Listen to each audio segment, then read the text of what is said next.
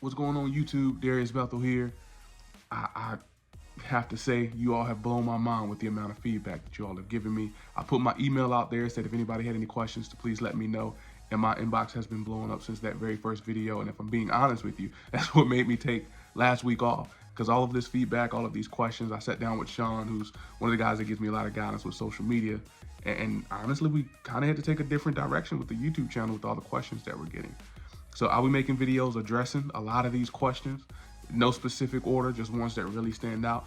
I have no intentions on releasing the names of anyone who asked me these questions unless that's something that you wanted me to do. So that's one thing I did want to say. If you want me to, make it known that you're the one that asked the question, please just put that in the email and I will be sure to make sure I give you a big shout out when I address your question. So thank you all so much. Thank you for the support, and I'm excited to see where this journey takes us. So the very first question I wanted to address, and I'm excited for this question. I really wish I could say your name. But they said, why is it so hard for Black people to seek counseling or any mental health services for that fact? I have to be very honest with you. Counseling already is uncomfortable within itself. But then if you add the component that majority of the time you're going to be sitting across telling your deepest, darkest secrets and things that you're struggling with to someone that doesn't look like you, it gets even more uncomfortable. Now, that's not me saying only Black people can counsel Black people and only white people can counsel white people. That's not what I'm saying. I'm not saying that in any way, shape, or form. I'm just pointing out a reality that at times it does help. I've had a family tell me before, I walked in the door and I said, look, I get it. There's not a lot of Black male counselors. I'm a unicorn. And they said, no. They said males are unicorns in this field because there's just not a lot of male counselors. They said, but you're a Black male. So you're Bigfoot riding a unicorn. And I've always thought that was hilarious. I'm going to put Bigfoot riding a unicorn as like an emblem one day or something. You'll see it in one of my videos, I promise. But there is a level of comfort that comes from sitting across from someone that you feel just based on the way that they look and nothing else, because they may not be able to relate, that they can relate to your problems because they may have gone through some of the same struggles as you.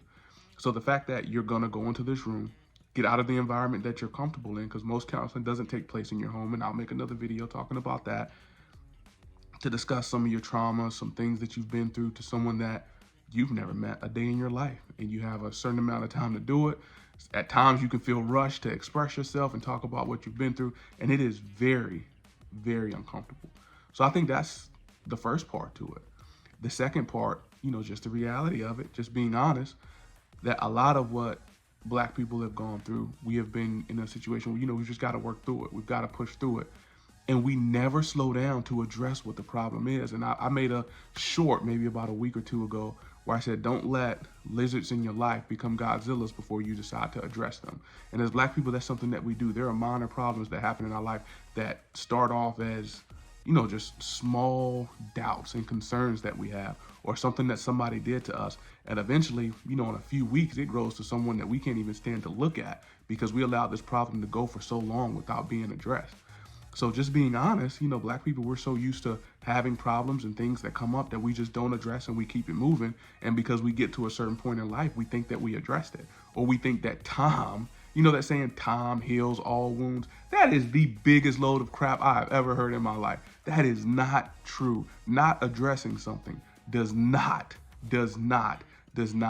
take the place of addressing it because you say you just don't think about it, or it doesn't affect you, or it's not something that you're meditating and thinking on a daily basis. That's just not accurate.